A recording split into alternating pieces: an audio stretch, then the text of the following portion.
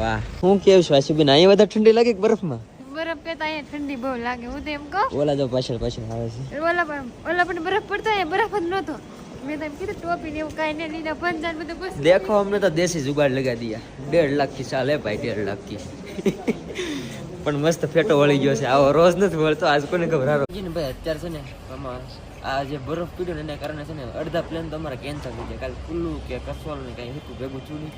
અને અત્યારે એને હવા રિવર રાફ્ટિંગ કરવા જવાનું હતું પ્લસ અહીંથી અત્યારે બહુ નીકળી જવાનું 8 કલાકનો રસ્તો છે ને ભાઈ અડધા પ્લેન અમારા શું કહેવાય